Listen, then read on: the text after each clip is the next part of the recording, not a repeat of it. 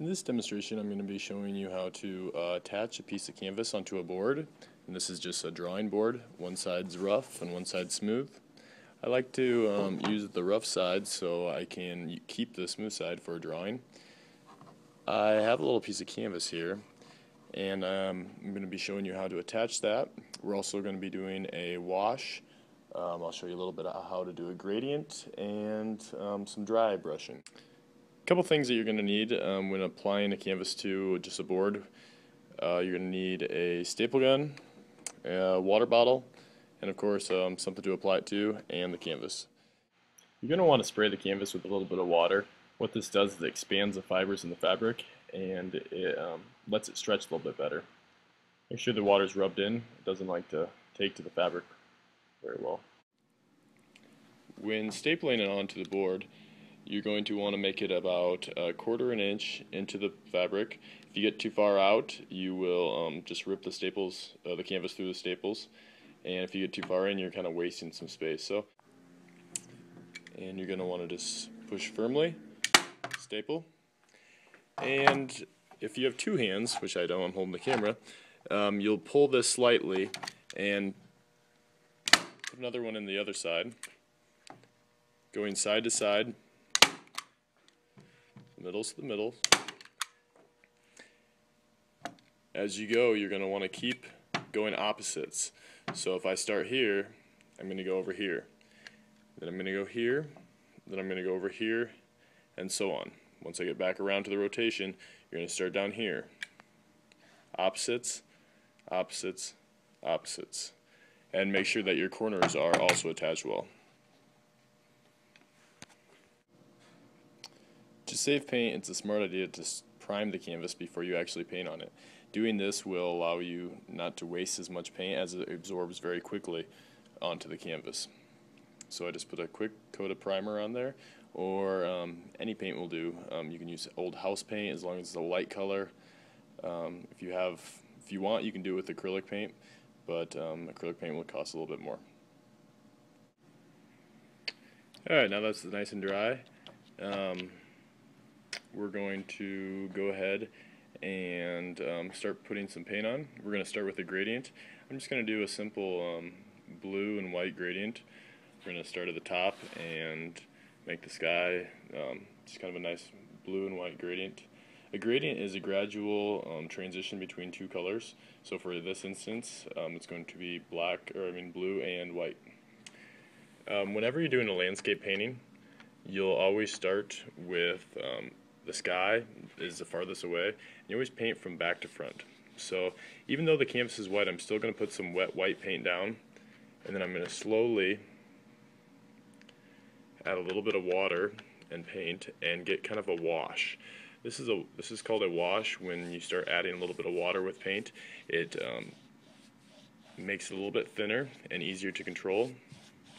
I'm using acrylic paint, so this is water-based paint, and that's why I'm using water to thin it out.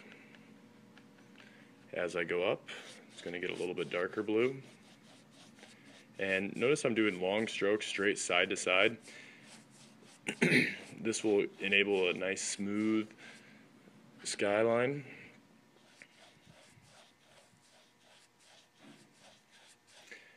And I'm going over the area with many strokes. Okay, adding a little bit more water on the canvas will make it blend a little bit better.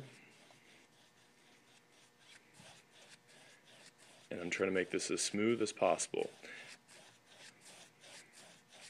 Even though my mountains are going to come up to, say around this area, I'm still going to bring the sky down farther. That's ensuring that I get the entire sky.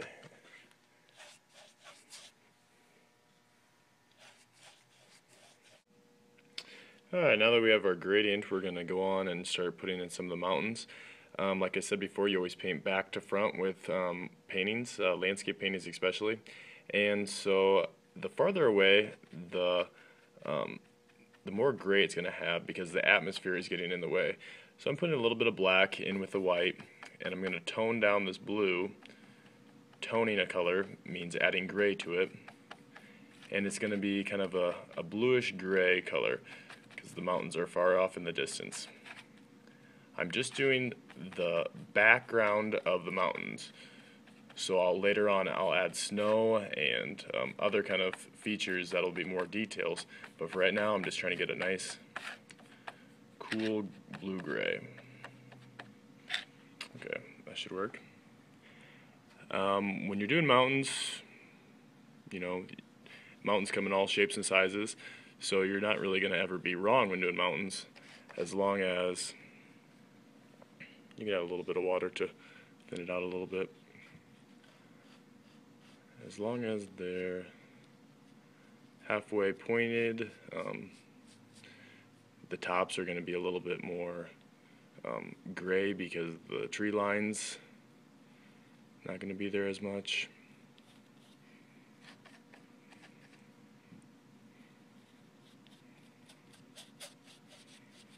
And then as it gets down, it's going to be kind of another gradient from that gray, darker gray, or a lighter gray to a darker gray. So you can add a little bit more black towards that bottom. And you can kind of do a wash as well with that. So that water just really smooths everything out. And you're going to run this all the way down to where your tree line will be eventually. And just again make it very, very smooth.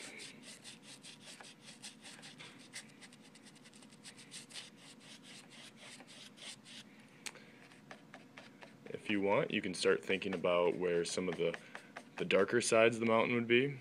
Okay, maybe this side is going to be the darker. If the light's coming from the other way, it's going to be a little bit darker valley in here. Thinking this is the ridge right here. If the sun is coming from this direction, it's going to hit that mountain and create kind of these ridges.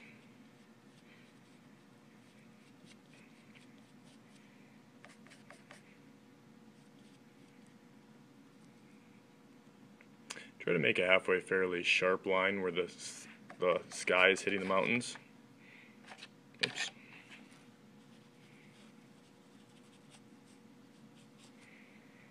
And we can come back and add some more ridges and shadows, and there's all kinds of different things going on in mountains.